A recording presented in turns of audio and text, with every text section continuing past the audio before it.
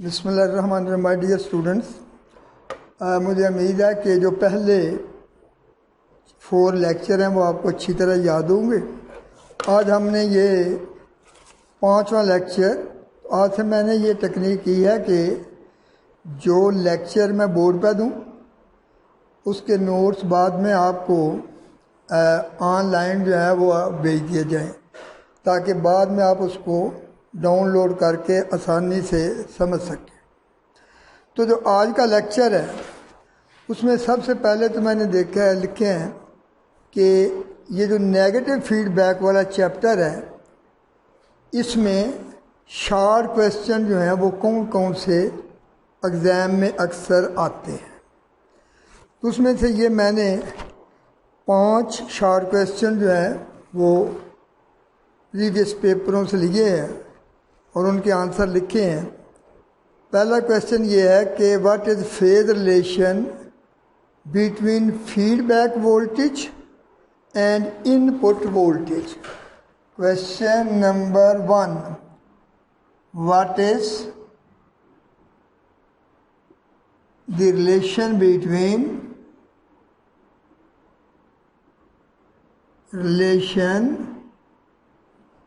between input and feedback voltage, input voltage and feedback voltage, and feedback voltage in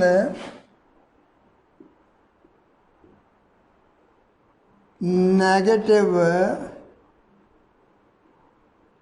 feedback, in case of negative feedback, in case of negative feedback।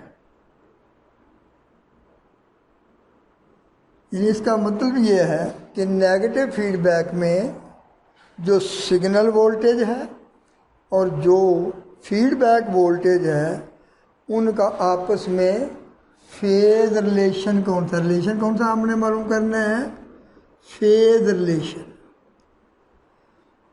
तो बेटा ये देखिए कि मैंने ये कहा था कि अगर ये कोई एम्पलीफायर है और इसको हम फीडबैक दे रहे हैं, ये फीडबैक आ रही है, फीडबैक वोल्टेज या सिग्नल। तो ये बेटा जी, और इधर से जो आ रहा है इनपुट सिग्नल या इनपुट, ये इनपुट यानी कह लें कि वोल्टेज है। तो ये इस तरह होती है कि इनपुट वोल्टेज, ये इनपुट वोल्टेज है और इधर से जो आउटपुट वोल्टेज आती है उसकी पोलैरिटी बिल्कुल इसके अपोजिट है। यानी हम कहेंगे कि इसकी जो पोलैरिटी है, पोलैरिटी मीन कि वो जब इनपुट वोल्टेज पॉजिटिव होगी तो फीडबैक नेगेटिव, और जब इनपुट वोल्टेज नेगेटिव होगी तो फीडबैक कह लीजिए कि पॉजिटिव होगी। हम कहेंगे कि इन नेगेटिव फीडबैक में दी पोलैरिटी ऑफ, यानी आपको पता नहीं, ये वोल्टेज के पॉजिटिव और नेगेटिव को हम पोलैरिटी का नाम देते हैं, खा चार्ज हो खा वोल्टेज हो या करंट हो। The polarity of feedback voltage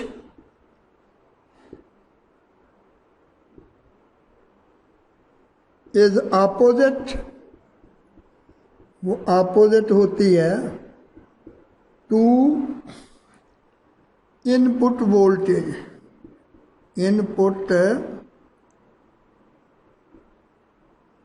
voltage, या हम ये भी कह सकते हैं कि उनमें 180 डिग्री का फेज डिफरेंस है। और ये भी हम कह सकते हैं कि फीडबैक वोल्टेज इज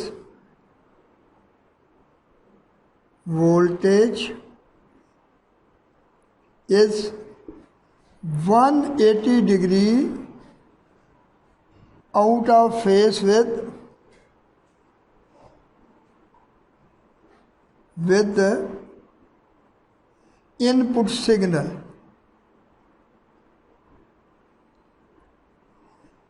यानी इसका मतलब ये होगा कि ये जो फीडबैक वोल्टेज है और जो इनपुट वोल्टेज है वो आपस में ऐड नहीं होती, बल्कि वो आपस में सब्ट्रैक्ट होती हैं।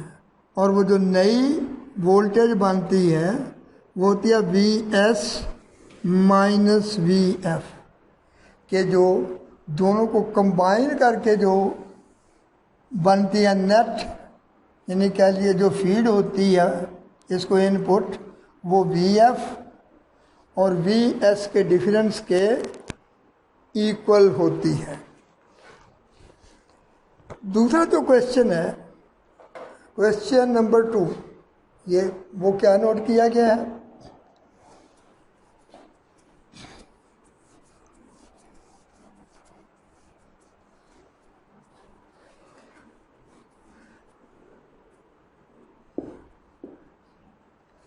क्वेश्चन नंबर 2 है कि name the 6 advantages of negative feedback.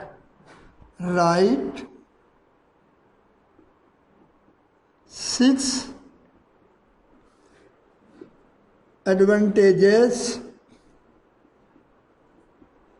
Of negative feedback, of negative feedback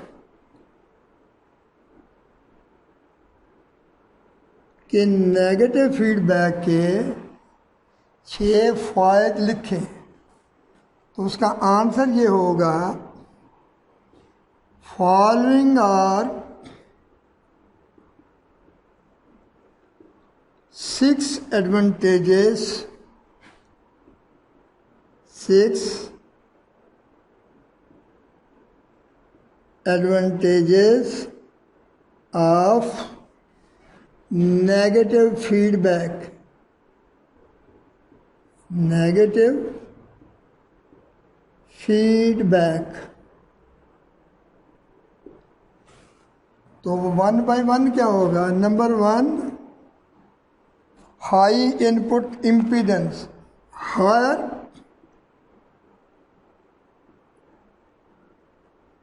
input impedance।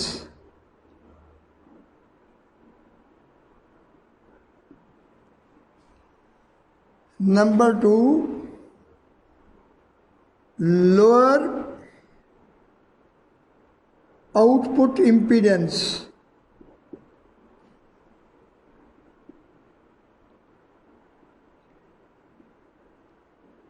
यानी इनपुट रेजिस्टेंस बहुत ज़्यादा होती है और आउटपुट रेजिस्टेंस बहुत कम होती है। और this is very great advantages for load matching, for load matching. Number 3, इसका जो यूज़ है दैट इज़ इम्प्रूव्ड फ्रीक्वेंसी, यानी कह लेंगे हाँ जी, better stabilised gain, better stabilised gain, कि गेन इसमें बेहतर भी हो जाता है और स्टेबल भी रहता है, यानी उसमें कमी बेशी भी मुमकिन नहीं होती।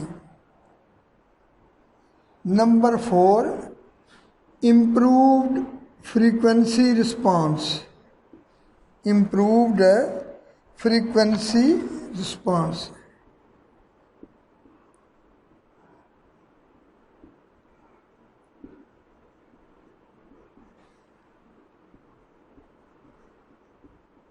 इसका मतलब ये है कि इसमें किसी भी फ्रीक्वेंसी का सिग्नल जो है वो बेहतर तरीके से पास कर सकता है। फिर इसमें नॉइस कम हो जाता है, रिडक्शन ऑफ नॉइस, शोर का कम हो जाना। नंबर 6, इसकी ऑपरेशन लीनियर है। Linear mean uniform. The better linear operation, better linear operation. तो ये बेटा जी 6 नेगेटिव फीडबैक के फ़ायदे हैं जो कि हम हासिल करते हैं इलेक्ट्रॉनिक डिवाइसेस में। फिर दोबारा सुन ले, क्वेश्चन होगा write 6 advantages of negative feedback. Answer में होगा following are 6 advantages of negative feedback. Number 1, higher input impedance. Number 2, lower output impedance. Number 3, better and stabilized gain. Number 4, improved frequency response. Number 5, reduction of noise. Number 6, better linear operation. अब हम देखते हैं जो question number 3 जो अमूमन आता है, differentiate between positive feedback and negative feedback. अगर क्वेश्चन इस तरह आ जाए, तीसरा क्वेश्चन जो आ सकता है कि differentiate between positive feedback and negative feedback.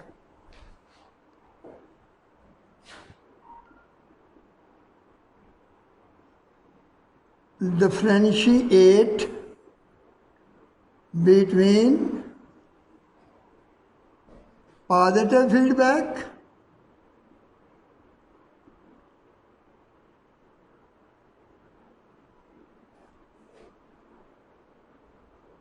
and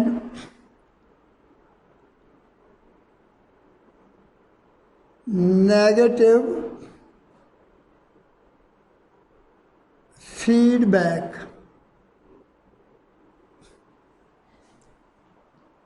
यानी पॉजिटिव फीडबैक और नेगेटिव फीडबैक में फ़र्क वाज़ेह करना है। आंसर तो इसमें बेटा पहले तो आपने देखना है कि पॉजिटिव फीडबैक का फेज रिलेशन क्या है और नेगेटिव फीडबैक। तो जो पॉजिटिव फीडबैक है इसमें हम ये लिखेंगे इन positive feedback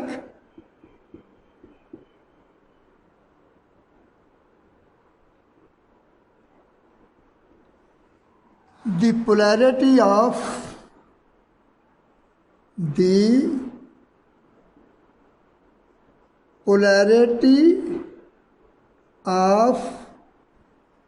input voltage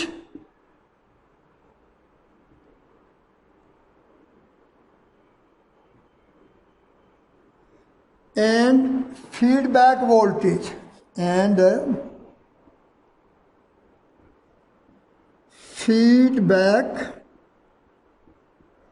voltage is same is उस सिर्फ एक लफ्ज़ बताएगा, उसमें नेगेटिव में कहेंगे अपोजिट, यहाँ सेम। सेम का मतलब कि जब फीडबैक का पॉजिटिव पोर्शन होगा इनपुट का भी पॉजिटिव, और जब फीडबैक का नेगेटिव होगा इसका भी नेगेटिव। यानी क्या दूसरे लफ्ज़ों में कह सकते हैं The input voltage and feedback voltage are in phase. That is, input voltage and feedback voltage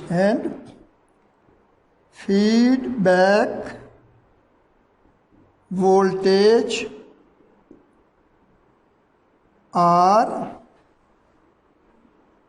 in phase, 0 degree out of phase. Then it means कि वो आपस में ऐड होंगे.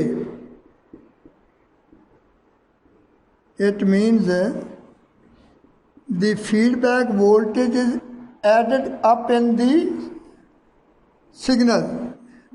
Means that feedback voltage is added with input.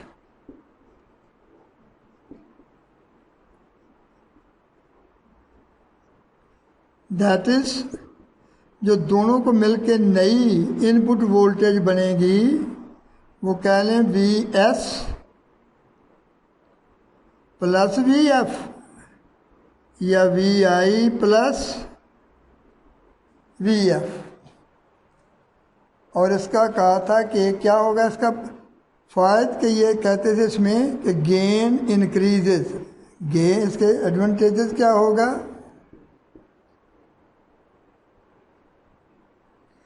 Gain increases. बाकी सारी चीज़ें जो हैं वो डिक्रीज हो जाती हैं. स्टेबिलिटी भी, फ्रीक्वेंसी रिस्पांस भी, और जो है उसका लीनियरिटी भी, ये सारी की सारी डिक्रीज हो जाती है. जबकि हम जब नेगेटिव फीडबैक की बात करेंगे तो हम ये लफ्ज़ बदलेंगे. सिर्फ सेम की जगह क्या लिख लेंगे, अपोजिट, और उसमें एडेड की जगह लफ्ज़ आ जाएगा सब्ट्रैक्टेड.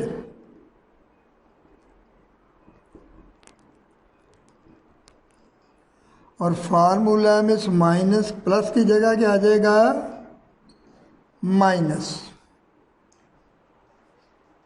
और इसके जो एडवांटेजेस है 6, वो पहले आपको लिखवा दिए हैं कि इसके क्या 6 फ़ायदे होंगे. क्वेश्चन नंबर 5 पूछता है कि नेम, अच्छा question number 4,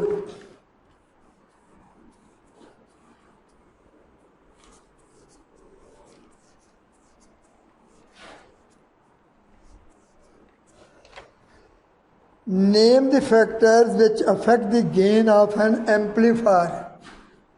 Question 4. Name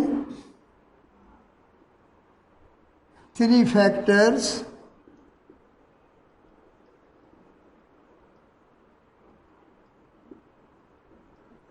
which affect the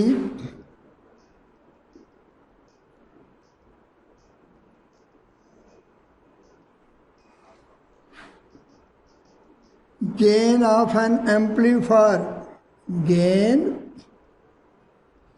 of an amplifier. उन 3 फैक्टर के नाम लिखें जिससे किसी एम्पलीफायर के गेन पर असर पड़ता है. या इसको इस तरह भी पूछ सकता है, how the gain of an amplifier, the gain of an amplifier is affected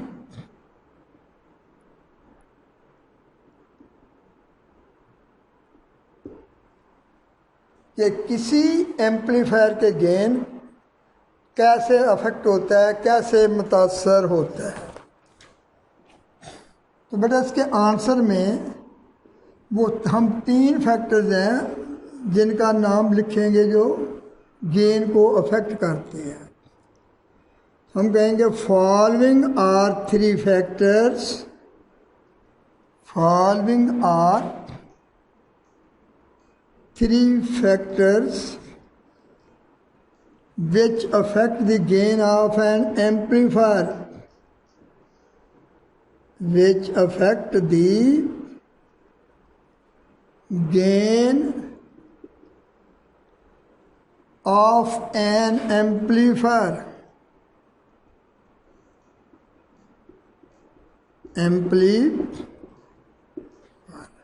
number 1, पहला फैक्टर जो है वो है change in temperature.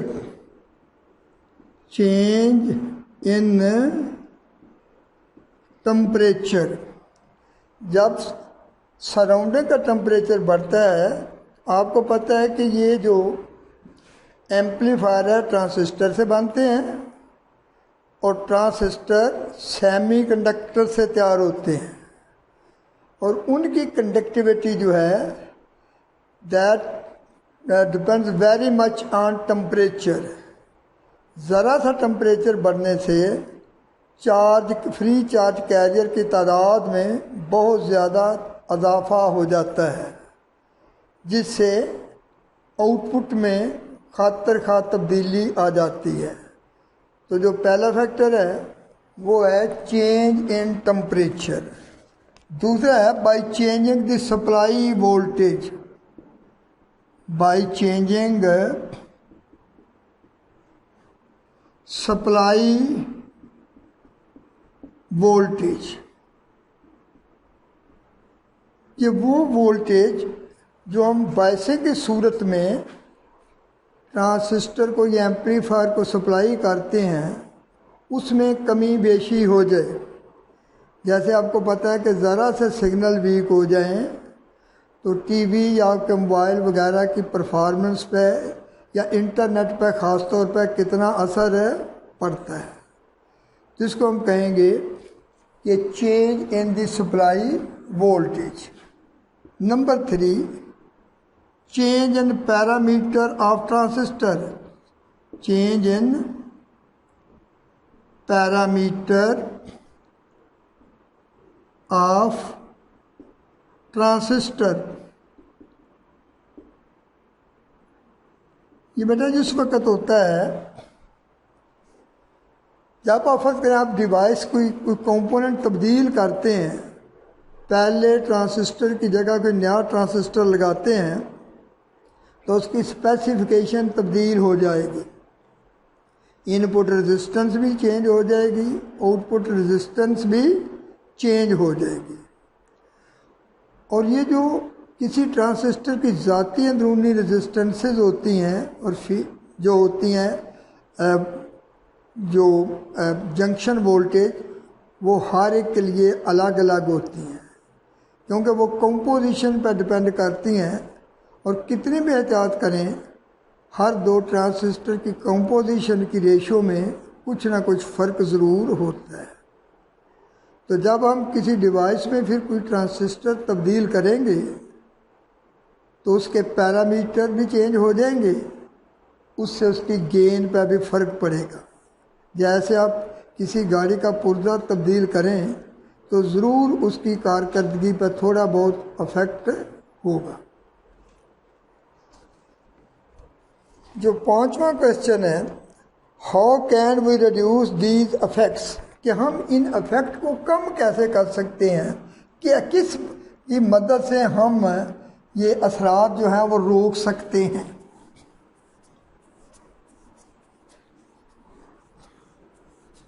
How can we reduce or minimize the effects on gain? How can we reduce the effect on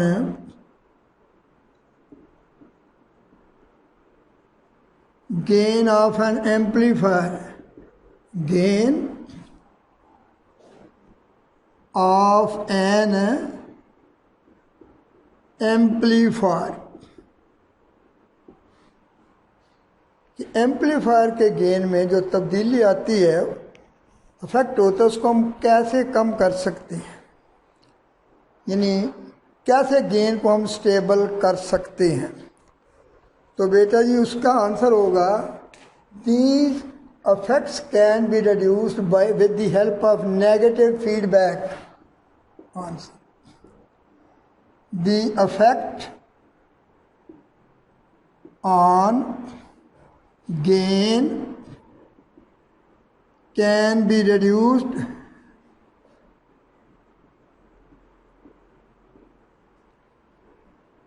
with the help of negative feedback. With the help of negative feedback, कि हम negative feedback की मदद से यानी gain को stable कर सकते हैं और डीस्टेबिलिटी के फैक्टर को रिड्यूस कर सकते हैं। कैसे? तो यही अब आगे हमने लॉन्ग डिस्कस करना है कि किस तरह हम यानी इसको गेन को इससे अफेक्ट से हम बाला बे कर लेंगे और कहेंगे reduce the effect on gain, या हम कह सकते हैं stabilisation of gain by feedback. Stabilisation of gain, ये लॉन्ग क्वेश्चन है।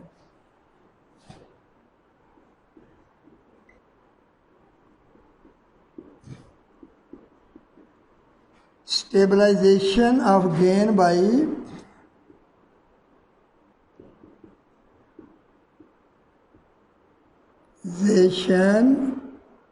of gain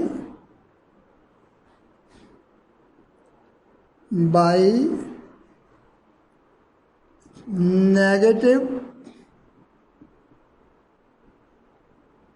feedback। ठीक, तो इसमें बेटा पहले तो हम इसमें इसकी वो स्टेबिलिटी फैक्टर निकालते हैं। आप कंसिडर करें कि ये एक एम्पलीफायर है विदाउट फीडबैक और इसका गेन जो है वो ए है। तो हम कहेंगे कि consider N amplifier with gain, उसका जो है ए है। फलतन उसकी जो चेंज इन गेन जो है, चेंज इन गेन यानी बाई दी वो आ जाएगा, suppose that is denoted as D A. तो जो percentage change in gain without feedback, without feedback, उसका बेटा जी सिंबल होता है एस। कीमत हो जाएगी D A over A into 100, ये उसका गेन, उसका स्टेबिलिटी फैक्टर। अब फर्ज कीजिए कि हम उसको फीडबैक देते हैं कि ये एक एम्पलीफायर है जिसको हमने फीडबैक दी हुई है और अब इसका गेन हो गया है ए डैश। हम कहेंगे कि कंसीडर, ये निकल आइए, बल्कि कहेंगे gain with feedback, gain with, क्योंकि एम्पलीफायर वही है। उसका हम नाम रख लेते हैं symbol A dash. Change in gain क्या होगी, वो फर्ज कर लेते हैं D A dash. Percentage change in gain जो होगी एस डैश, वो आ जाएगा D A dash over A dash. अब हमने देखना है कि ये गेन, ये जो चेंज है उससे कैसे कम होगी। नोट हो गया ये कि percentage change in gain with feedback and percentage change in gain, ये विदाउट फीडबैक है और ये विद फीडबैक है, विद फीडबैक। अब इसको प्रूव करने के लिए कि एस डैश, हमने प्रूव करना है कि S dash is less than S, कि ये जो डिस्टॉर्शन है, जो स्टेबिलिटी फैक्टर है उससे ज़्यादा कम है। अब हम उसमें रिलेशन लेंगे। हमें पता है कि relation between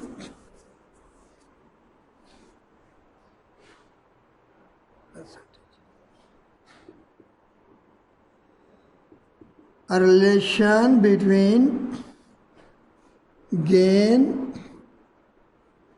with feedback and without feedback, with the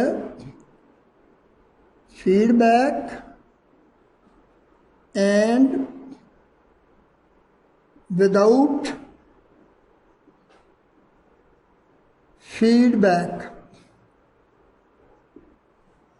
कि फीडबैक का जो गेन है और विदाउट फीडबैक का उसमें क्या रिलेशन है।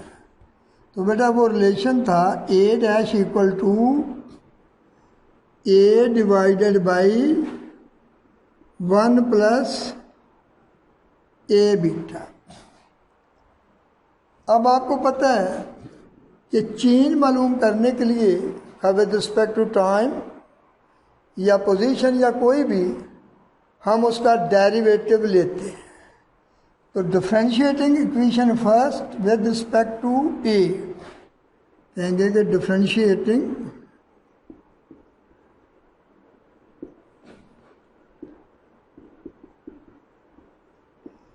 Equation 1 with respect to A. तो बेटा लेफ्ट पे आ जाएगा D A dash over D A. इधर हम u ओवर v वाला फार्मूला लगाएंगे। वो फार्मूला डेरिवेटिव क्या होता है, v square into v D U minus u D we. तो इसमें ये बेटा जी ये होगा कि v की जगह ये v किसका इक्वल होगा, 1 प्लस ए बीटा, और u किसका इक्वल होगा, a के। तो पहले हमने v की जगह लिख लेना है 1 प्लस ए बीटा, और फिर a का a के लिहाज से जो डेरिवेटिव है दैट इज 1 माइनस, फिर हमने u की जगह a लिख लेना है और dv की जगह derivative of 1 plus A beta with respect to A, और वो आ जाएगा बीटा। नीचे v का स्क्वायर होगा, वो आ जाएगा 1 plus A beta whole square. समझ आ गई जी। u इंटू वी वाले फार्मूला लगाना है डिफरेंशिएट के लिए। a जो है वो u के बराबर है और 1 प्लस ए बीटा v के बराबर है। तो वो फार्मूला होता है ना v स्क्वायर ऊपर v into D U minus U into D. v की जगह कीमत आ गई 1 प्लस ए बीटा, a का डेरिवेटिव a के लिहाज से 1। आगे u की जगह आ गया a और डी बी की जगह derivative of 1 plus A beta with respect to A, इसका ज़ीरो और ये बीटा रह जाएगा। अगर हम ये ब्रैकेट खोलेंगे ऊपर वाली तो फिर यूँ रह जाएगा 1 plus A beta minus A beta divided by 1 plus A beta square. A beta से माइनस ए बीटा से कैंसिल हो जाएगा। जब ये कैंसिल हो जाएगा तो उसके बाद जो बचेगा D A dash over D A that is equal to U में से 1 divided by A1 plus A beta whole square, या इसको वहाँ मल्टीप्लाई कर लें, डी ए डैश जो है D A divided by 1 plus A beta square, equation number 2। अब ये जो इक्वेशन नंबर 2 है यानी आफ्टर डिफरेंशिएशन और ये बिफोर डिफरेंशिएशन, हम कहेंगे कि हमने इक्वेशन 2 को इक्वेशन 1 से डिवाइड करना है। ये स्टेप नोट हो गए। अब हम आगे चलते हैं आगे। तो dividing equation 2 by equation 1, dividing equation 2 by 1, तो लेफ्ट पे आ जाएगा, लेफ्ट को लेफ्ट से डिवाइड करें, D A dash over A dash, A divided by 1 plus A beta, तकसीम कह लीजिए कि A divided by 1 plus A beta, यहाँ स्क्वायर है, इसको रिवर्स कर लें, आ जाएगा D A dash over A dash, A divided by 1 plus A beta square whole into 1 plus A beta divided by, sorry ये 1 ए। तो बेटा जी इसमें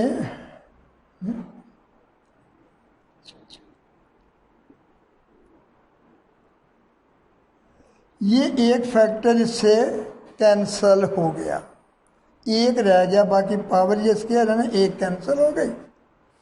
और जो अगले स्टेप में हमें चीज़ हासिल हो गई वो क्या होगी, D A dash over A dash, उधर रह गया D A over A into 1 plus A beta.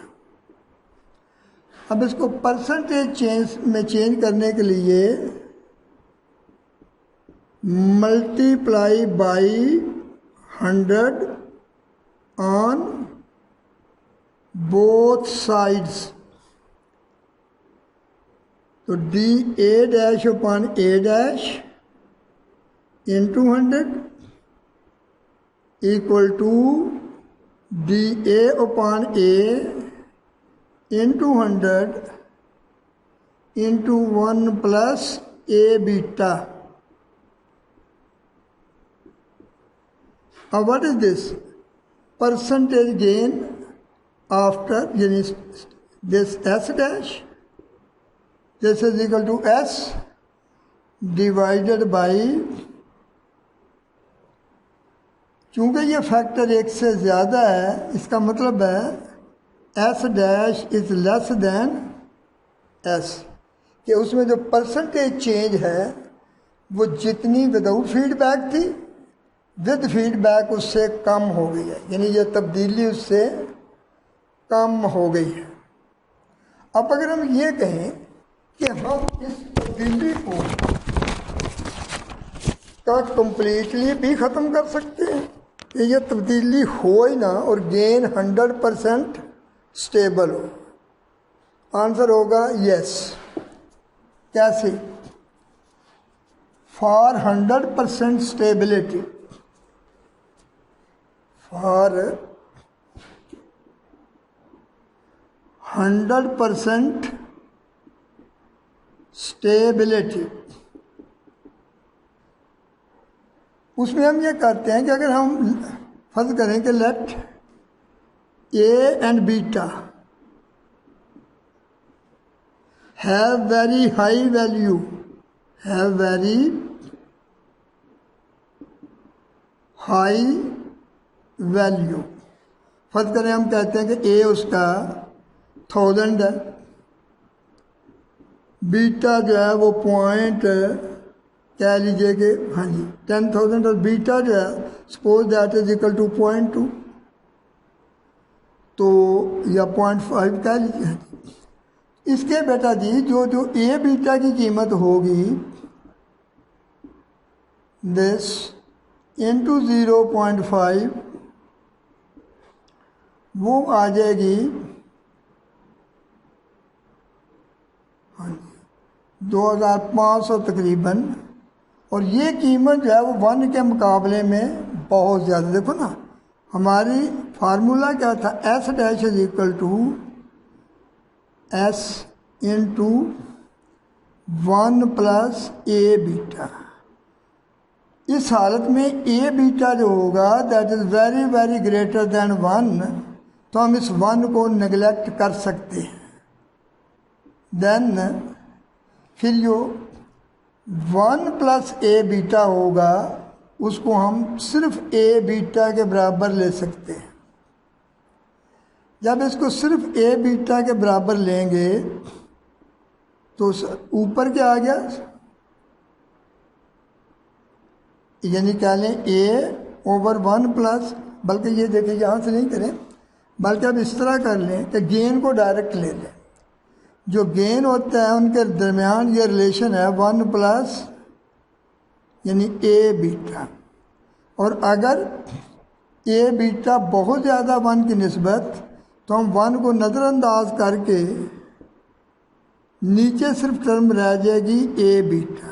अब ए के साथ कैंसिल हो जाएगा और ये ए डैश जो होगा इसकी कीमत 1 ओवर बीटा रह जाएगी, जिसमें कि किसी इनपुट और आउटपुट का कोई तअल्लुक नहीं है, जिसका मतलब है कि it is independent of the, यानी गेन जो है वो किसी फैक्टर पर डिपेंड नहीं करेगा, and that always remains constant, तो इसकी कीमत हमेशा कांस्टेंट होगी।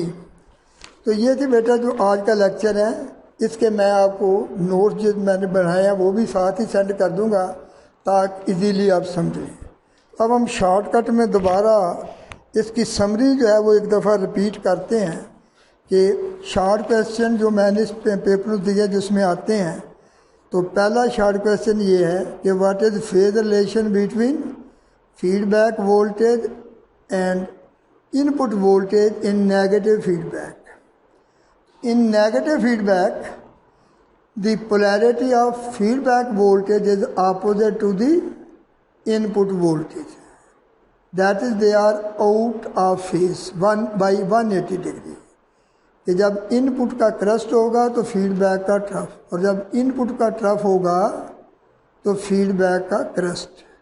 इस तरह वो दोनों वोल्टेज आपस में ऐड होने की बजाय सबट्रैक्ट होंगी, और जो ओवरऑल हमारा इनपुट बनेगी वी आई डैश वो आ जाएगा V I minus V F, जबकि पॉजिटिव में वो ऐड होती है। इसके बाद था कि name 6 advantages of negative feedback. तो वो था हायर इनपुट गेन और better and stabilized gain, improved frequency response. चौथा कह लीजिए कि लोअर आउटपुट इम्पीडेंस। पांचवा रिडक्शन ऑफ नॉइस, छठा, more linear response. Question number 3 कि differentiate between positive feedback and negative. तो in positive feedback polarity of feedback voltage is always the polarity of feedback voltage is the same as input voltage. They are in phase. कि crust पे trough पे जैसे constructive interference होता है, तो इस वक्त उनकी जो रिजल्टेंट इनपुट बनेगी वो दोनों में ऐड हो जाएंगे, input voltage and output, input and feedback. इसमें गेन बढ़ जाएगा और बाकी सारे इसके नुकसान आते हैं। जो नेगेटिव फीडबैक की पहले आपको बता दिया गया है कि उसमें पोलैरिटी आउट ऑफ फेज और वो प्लस होने की बजाय सब्ट्रैक्ट होते हैं। नेक्स्ट ये है क्वेश्चन कि कौन से फैक्टर हैं जिससे एम्पलीफायर का गेन जो है वो मुतासर होता है, यानी name the factor which affect the gain of N amplifier. तो वो 3 फैक्टर हैं कि चेंज टेम्परेचर में तब्दीली आ जाए बाई चेंज इन टेम्परेचर, दूसरा by change in supply voltage, number 3 by change in transistor parameter या change of transistor in amplifier. अब हमने इसको ये क्वेश्चन करना है कि ये हम रिड्यूस कैसे कर सकते हैं। Question number 5, how can we reduce the factors which affect the gain. जिसके अफेक्ट को रोकने के लिए वो यूज़ नेगेटिव फीडबैक। अब हमने देखना है वो सिर्फ पहला ये प्रूव करेंगे कि किस तरह नेगेटिव फीडबैक उसको गेन को स्टेबल करती है।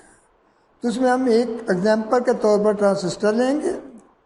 पहले हम कहेंगे उसका गेन विदाउट फीडबैक ए है, इन फैक्टर की वजह से तब्दीली डी ए है, तो उसमें जो परसेंटेज चेंज आएगी वो D A over A into 100। फिर फर्ज करें हम इसको नेगेटिव फीडबैक देते हैं उसी ट्रांजिस्टर, उसी एम्पलीफायर, उसका गेन लेते हैं ए डैश और इन फैक्टर की वजह से तब्दीली डी ए डैश। तो जो परसेंटेज चेंज आएगी विद फीडबैक उसको एस डैश से डिनोट करेंगे, तो वो आ जाएगा D A dash over A dash into 100। अब हमने ये देखना है कि किस तरह ये जो फीडबैक वाली चेंज है वो उससे कम है। तो उसमें पहले हम रिलेशन लेंगे between gain with feedback A dash and without feedback A. तो वो रिलेशन होता है A dash is equal to A over 1 plus beta. तब्दीली के लिए अब मैथ में हम डिफ्रेंशिएशन लेते हैं, तो हम इसको डिफ्रेंशिएट करेंगे with respect to A. Technique इस्तेमाल करेंगे वो formula U N to V वाला कि वो डेरिवेटिव नीचे डिनोमिनेटर में V square over V into D U minus U into D V. U को ए के बराबर रखेंगे, वी को 1 प्लस ए बीटा के बराबर रखेंगे, तो वो D A over D A dash आ जाएगा। उसमें फिर हम जब नेट जो कैलकुलेशन के बाद आएगा वो D A dash equal to D A divided by 1 plus A beta square. अब हम इस इक्वेशन नंबर 2 को इक्वेशन नंबर 1 से डिवाइड कर देंगे, तो वो D A dash over A dash divide करने के बाद आ जाएगा, यानी D A dash over A dash is equal to D A over A into 1 plus A beta. Percentage change मालूम करने के लिए दोनों तरफ 100 से मल्टीप्लाई करते हैं, तो लेफ्ट पे परसेंटेज चेंज आ जाएगी आफ्टर फीडबैक और राइट पे विदाउट फीडबैक। तो वो एस डैश और एस रख लेंगे, तो इससे प्रूव हो जाएगा S dash is equal to S divided by 1 plus A beta. क्योंकि 1 प्लस ए बीटा की टर्म डिनोमिनेटर वाली ए से एक से ज़्यादा है, एक में कुछ ऐड है, तो एस डैश की कीमत हमेशा इससे कम होगी। इसका मतलब कि वो जो गेन है उसमें फीडबैक के बाद तब्दीली कम होगी बनिस्बत उसके जितनी फीडबैक से पहले थी। ये तो रिडक्शन। अगर क्या क्या 100% ख़त्म हो सकता है, हाँ, तो ये फार्मूला देखें, relation between gain with feedback and without feedback. A dash is equal to A over 1 plus A beta. उसमें अगर हम ये कहें कि भाई ए बीटा, ए की कीमत भी बड़ी है, बीटा की भी बड़ी है, तो पूरा जो ए बीटा फैक्टर है उसकी कीमत 1 के मुकाबले में बहुत ज़्यादा होगी। हम 1 प्लस ए बीटा में 1 नेगलेक्ट करके उसको सिर्फ ए बीटा रख लेंगे। ए के साथ कैंसिल हो जाएगा, ए डैश की कीमत आ जाएगी 1 ओवर बीटा, जो ज़ाहिर करता है कि फीडबैक के बाद गेन सिर्फ फीडबैक के पर डिपेंड करेगा, ना टेम्परेचर पर डिपेंड करेगा, ना ट्रांजिस्टर के पैरामीटर पर डिपेंड करेगा, और ना सप्लाई वोल्टेज पर डिपेंड करेगा। यानी उन फैक्टर का असर इस पर बिल्कुल ख़त्म हो जाएगा। Thank you very much. तो ये बेटा अच्छी तरह तैयार करना है। ये मैं नोट्स आपको वो सेंड कर रहा हूँ। तो ये भी है, कल इंशाअल्लाह ताला नेक्स्ट चैप्टर होगा। तो अपना ख्याल रखिएगा। Thank you very much. Admission open. MSc IT, MSc Zoology, Mathematics, Physics, Mass Communication, MCOM, MBA English, Islamic Studies, Education, Economic, BS Zoology, Botany, Chemistry, Physics, Maths, BS Information Technology, Computer Science, English, Economics, Fine Arts, BSc, BA, BCom, Standard Girls College, Paris Road, Boys Campus, Circular Road, Hajipura Campus, Hajipura Road.